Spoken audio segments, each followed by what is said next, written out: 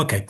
So first of all, I bring you the greetings from Space Renaissance International.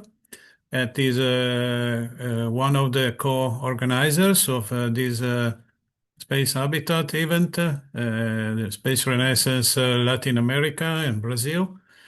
I'm very happy to be here with you and honored, and thank you for inviting me.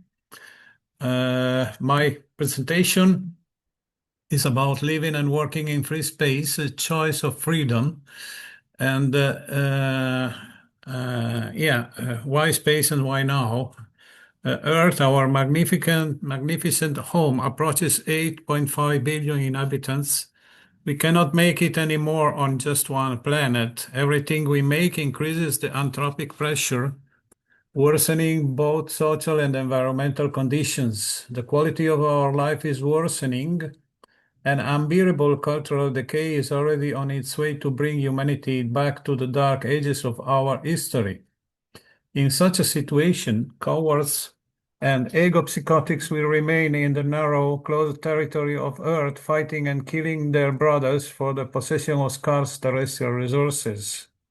The most brave and generous will move outside to find the new resources for everybody.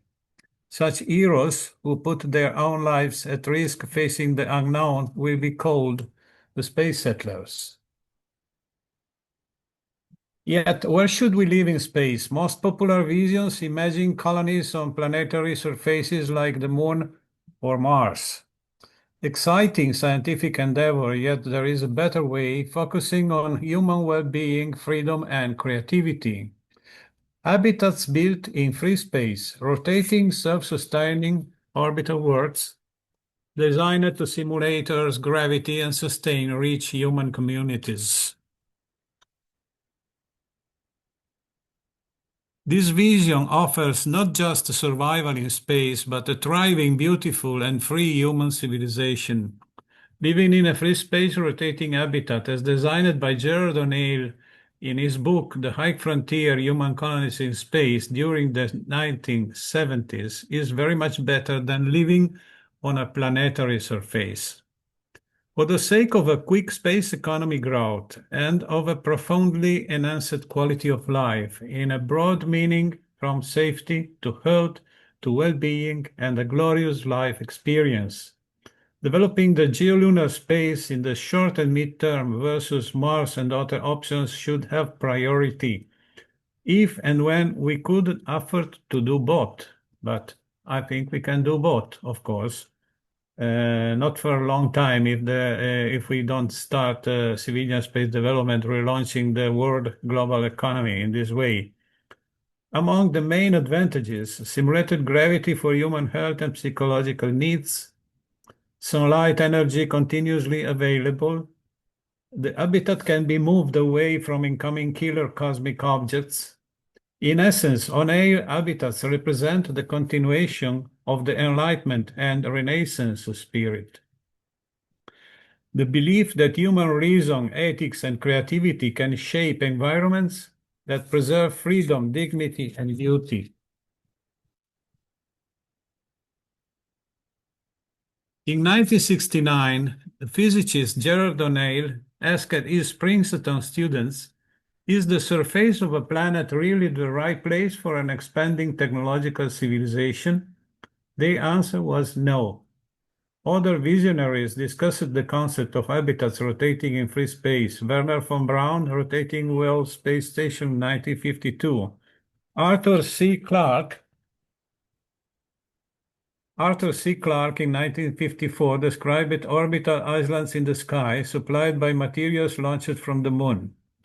Darrell Romick, 1956, proposed a giant space station functioning as a colony. NASA, Stanford Torus at Stanford University in 1975. Dandridge Cole, 1963, imagined macrolife habitats carved from asteroids. Michel Michaud, in Reaching for the High Frontier, 1972-84, A History of the Space Advocacy Movement. Krafft Erike envisioned Androchels, mobile colonies expanding civilization into space in Astropolis and Androcells papers collection, in the early and mid-1970s. Erike prioritized lunar industrialization first through his concept of Serenopolis before moving on to free space settlement.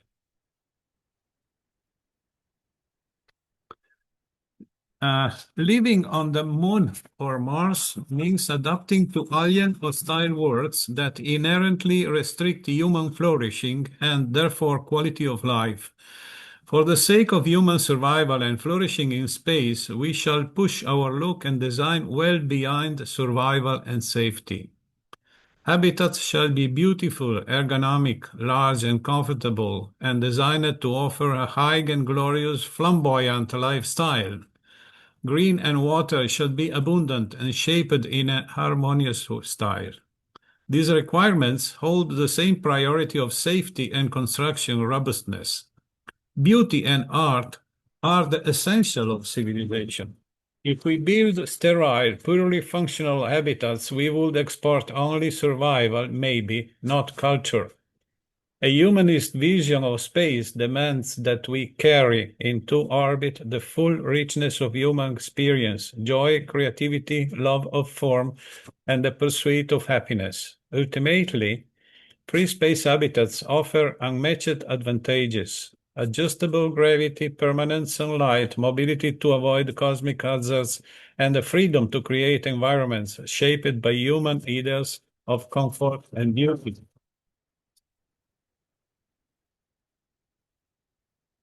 The debate between surface first and free space first approaches continues today.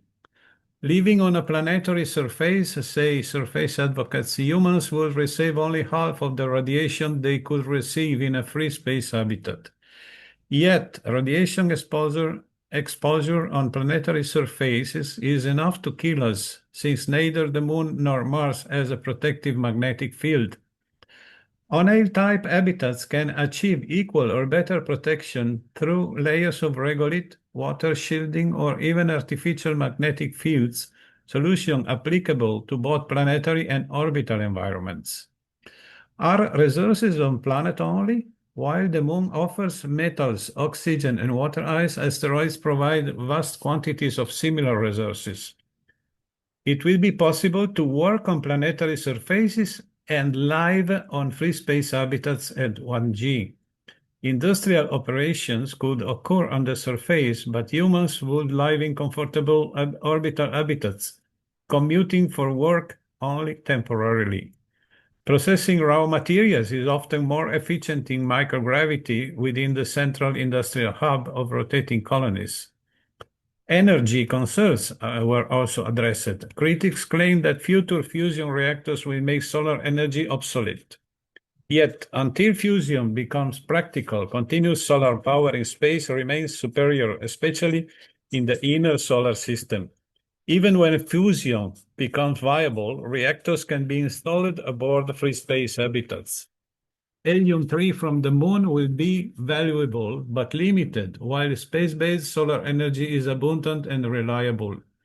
Planetary surfaces, though useful for mining and exploration, impose harsh limits on health, movement, and creativity. Thus, the O'Neill model remains the most promising path for civilization's next stage, one that combines technical feasibility, economic potential, and a humanist vision of freedom and growth. People shall be free to choose to live on the Moon or Mars or in artificial rotating and artificial worlds.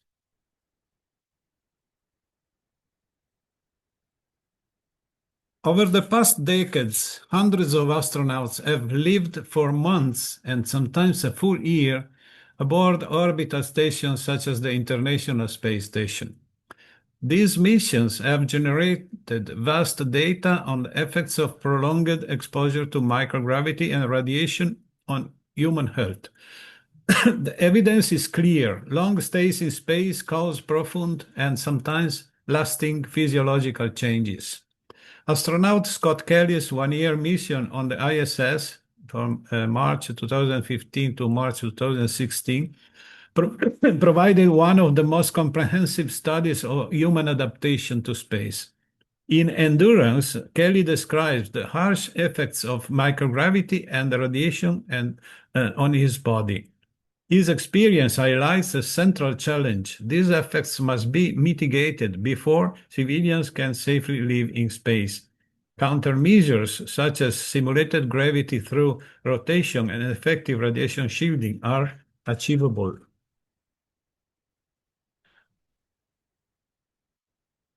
Prolonged isolation and confinement in space may dull human motivation and emotional engagement. Psychological resilience shall be addressed as carefully as physical health. Space settlers cannot be people broken by their experience, nostalgic for Earth yet unfit to return. Space habitats shall be designed not to host astronauts, yet to allow resident guests to work and live their normal lives as if they were on Earth. Space life shall not only be safe, but also beautiful, funny, and even better than life on Earth. Therefore, we are not just talking about life-sustaining systems, but also about life glorification systems. Enough space is to be allocated for private flats, endowed with all commodities such as kitchens, restrooms, showers and bathtubs, bedrooms and living rooms, common spaces, big meeting rooms, squares and agoras, maximizing ergonomics with different colors and decorations according to the use, meeting, entertainment, sport.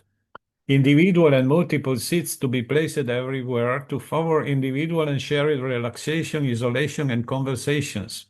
Relaxing environments should have a good priority. Habitat environments should never communicate any pressure or anxiety. Colors should be relaxing. Big pictures should be on the walls, soft lights, armchairs, and sofas should be everywhere in the common spaces to encourage people to sit down together and talk, drinking or eating something.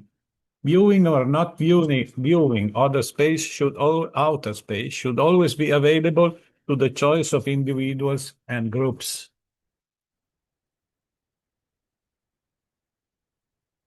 So the point is that space habitat design should be oriented to a quite different paradigm nowadays. If we talk about civilians, civilians need redundancy, need to live in a beautiful environment. A green environment should not only be conceived for food growth and oxygen reproduction. Vegetable, beautiful life and gardens should be present everywhere in the habitat, surrounding inhabitants with typical Earth's biome, including selected animals varieties. Although strictly committed to its exploration-only mission, NASA recognizes the importance of plant life in accompanying us humans on our journey through space, not only for food and breathing needs, yet for psychological well-being as abstracted from a recent article. We will want to bring plants in space for both aesthetic and practical reasons. Fresh flowers and gardens on the International Space Station create a beautiful atmosphere and let us take a little piece of Earth with us. They are good for our psychological well-being on Earth and in space. They will also be critical for keeping astronauts healthy on long-duration missions. A lack of vitamin C gave sailors scurvy. Vitamin deficiencies can cause many other health problems. Taking multivitamins will not be enough to keep astronauts healthy in space. They need fresh produce. Right now, on ISS, astronauts receive regular resupply shipments of a wide variety of freeze-dried and prepackaged meals to cover their dietary needs. When traveling for months or years without resupply shipments, vitamins break down over time, a serious problem for Earth. NASA is looking at ways to provide astronauts with nutrients in a long-lasting, easily absorbed form, freshly grown fresh fruits and vegetables. The challenge is how to do that in a closed environment without sunlight or Earth gravity. Water is a fundamental item of human life on Earth. Not only to support biological life, but real water is also necessary as a surrounding scenario. Lakes and rivers should be allocated in the habitats. A green environment is paramount in any space habitat. Learning how vegetable life works and reproduce or does not reproduce itself is a key challenge on the roadmap to space settlement. Equal attention should be paid to water.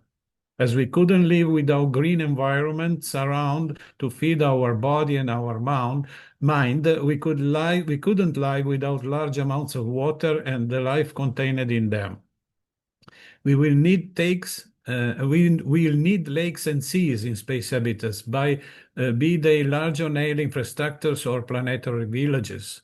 Dinis Ribeiro, a Portuguese space researcher, conducted deep studies about the need to develop a culture of water in space. Observing how nature works, small quantities of water will not be enough to cultivate the growth of self-supporting ecosystems in artificial environments. Large amounts of water will be necessary. Life develops itself like roots in the underground, sniffing water and ramifying to self-feed with water and nutrients. Vast seas will be possible in large spinning space habitats in free space following the O'Neill model. The necessity of beauty, ergonomics, and well-being is absolute. Living in space doesn't mean merely scraping by on bare essentials.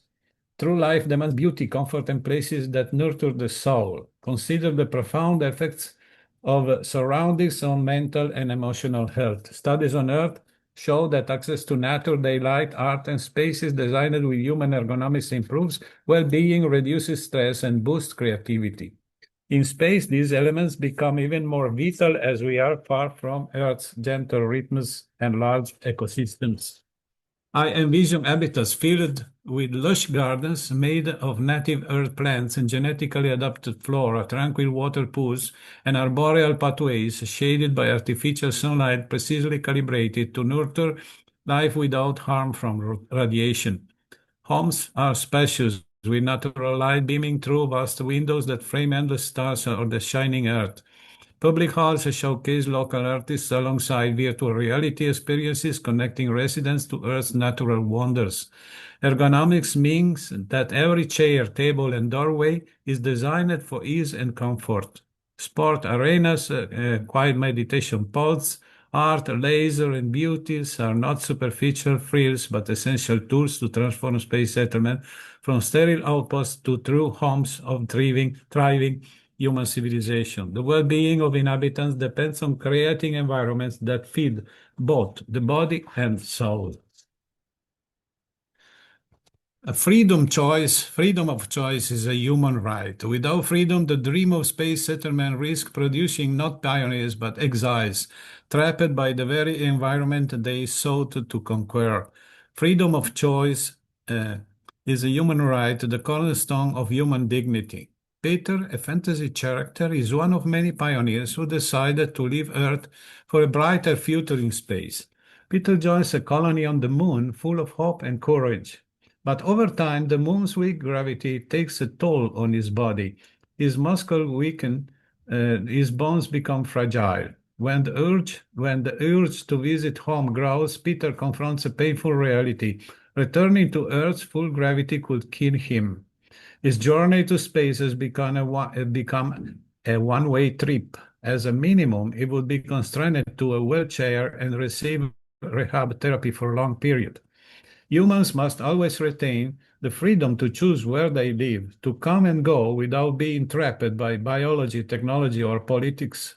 This freedom is a fundamental human right and the foundation of dignity. When we decide to go outside, to live in a space community, none of our human rights should be disregarded or denied. By spinning at just the right speed, these massive structures create simulated gravity close to Earth's 1G. This preserves human health, muscles, and bone strength. Settlers like Peter would never face the cruel choice of being trapped on a low-gravity world or suffering serious harm on Earth. People can freely migrate to and from space communities, allowing space settlement to remain reversible, voluntary, and human-centered. Freedom of movement enables us to embrace space as a true home, not a harsh exile. Just as important as the freedom to move is the freedom to be oneself. Our cultures, tradition, faiths, languages, and arts are the soul of our community. In space habitats, these elements will not just survive, but flourish in wholly new ways. Imagine a rotating habitat named New Gaia. It It is home to thousands of residents from every corner of. Here, Russian families celebrate Maslenitsa with pancake feasts. Indian communities light Problema aberto com a the. direita. Sorry? Okay. Um, and indigenous people share ancient stories under artificial stars reproduced inside the dome. Temples, mosques, churches, and meditation rooms provide sacred spaces reflecting countless spiritual paths. At the same time, new space-born cultures emerge and evolve. They mix Earth tradition and space realities, celebrating the cycles of orbit, the dance of reflections on glass walls, and the unique artistry inspired by living suspended between worlds. People invent new festivals, music, and storytelling forms shaped by artificial gravity and zero gravity zones inside habitats. This cultural diversity thrives because free space habitats offer a political and physical ground free from many earthbound conflicts. There are no borders to fencing communities, only shared spaces built on common respect and legal protection, ensuring freedoms of faith, speech, and assembly. Education, arts, and media supporting this diversity help foster unity alongside rich pluralism. In fact, space habitats are beacons of a new renaissance, a rebirth of human culture, creativity, and freedom, unhindered by the limits of geography or history on Earth. This means that we need a redundant post-economic design. Kelly reports that 10 astronauts living there for months suffering from EDHs due to an excess of carbon dioxide on the ISS, of course. In another case, the air recycling system was in failure and the backup system was in a critical status too. So Scott had to work in precarious conditions to recover the system while cargoes from Earth were also experiencing delays and faults. In his already mentioned book Endurance, astronaut Scott Kelly claimed the insufficiency of some subsystems of the ISS, like the air recycling system. It was designed for a maximum capacity of 9 astronauts, although it provides oxygen for a crew of 6. The system recovers oxygen by processing carbon dioxide, while a high-temperature waste processing system breaks down trash into usable gases. The water recycling system was designed to provide fresh water for a crew of 6 as well. Space habitats must be safe above all, but safety does not mean austerity, it means redundancy.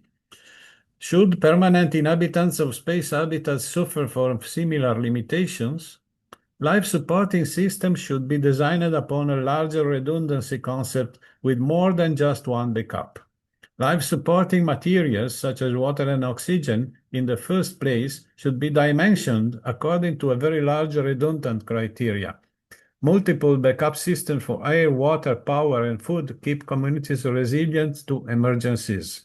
Redundancy is a technical term, yet it means freedom from fear, foundational for daring, creativity, and social trust.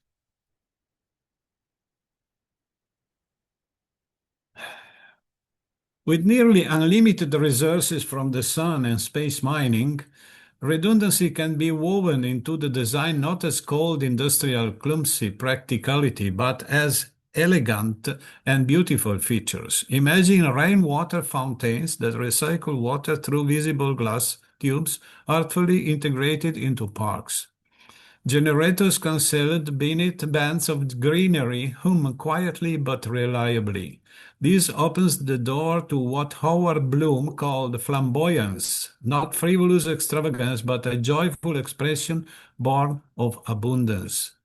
Living spaces become vibrant mosaics of colors, textures, and design. Light fixtures dance like celestial bodies. Wall murals tell cosmic tales. Music floats through delicate canals. Why flamboyance? Because abundance itself transformed how people live. No longer scraping to survive, communities can afford diversity. Multiple cultural centers, vast greenhouses, growing everything from everyday fruits to special crops. Playgrounds in every corner for children and adults alike.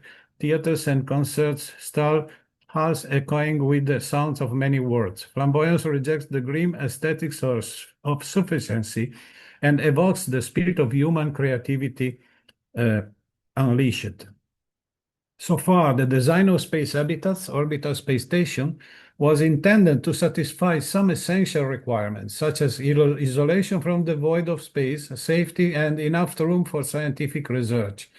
The intended users were military astronauts to be there for missions no longer than 6 months, in a few cases 1 year. Howard Bloom, The Case of the Sexual Cosmos, uses flamboyance as a central concept in his theory of creativity, complexity, and evolution, both biological and cultural. Flamboyance is not mere vanity or showiness, but a principle of innovation. Flamboyant traits like the peacock's tail evolve not for practicality, but because they attract attention. They signal vitality, creativity, and surplus energies.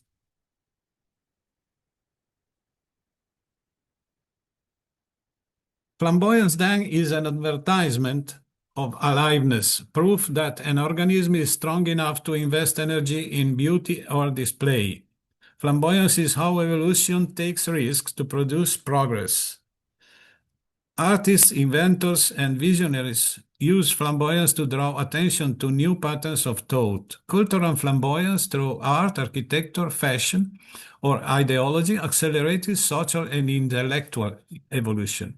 Flamboyant acts stand out from the background noise of conformity, functioning as mimetic attractors, ideas that spread by standing out. Flamboyance keeps societies from stagnating, testing what novelties resonate and survive. It pushes humanity beyond mere survival toward meaning, beauty, and exploration. In this sense, flamboyance is the evolutionary engine of creativity, life way of shouting its existence into the future. Civilization advances through flamboyant acts of imagination, people and movements daring to be excessive, visible, and new. The Renaissance was an explosion of creative display. Michelangelo and Leonardo da Vinci declared human divinity through art. Mozart, Beethoven, and jazz expressed emotional and technical flamboyance, reshaping taste and thought. From Versailles to Bauhaus, the modern pop culture, flamboyance drives aesthetic evolution, a form of symbolic competition through which new cultural genes memes spread. Even science progresses through acts of intellectual flamboyance. Galileo, Newton, and Einstein broke orthodoxy, redefining humanity's view of the cosmos. Flamboyance ultimately is how the universe explores its potential through us. So, on my last slide, of course, building a space economy is going to become a reality out from science fiction. So we can have industrial and resource development on the moon and on the asteroids. We can have in space manufacturing, the recycling orbital debris, and producing propellant in space from debris and from in situ space resources. Lunar and asteroid mining will feed self-sufficiencies and economic growth in a greater area that we can call the greater Earth, including the moon and the Lagrange point and the Earth magnetosphere. This will give birth to a new human era. Rotating habitats will be hubs of Earth, freedom, and beauty, and the space is the next chapter of human creativity, culture, and evolution. Last but not least, I want to invite everybody to our fourth World Congress of Space Renaissance International. It will take place next year, 2026. It is already possible to register to the Congress, to submit an abstract for a Congress document, a paper, and you can see the call for papers on the website of the Congress. That is 2026.spacerenaissance.space. Okay, this is all for today. Thank you very much.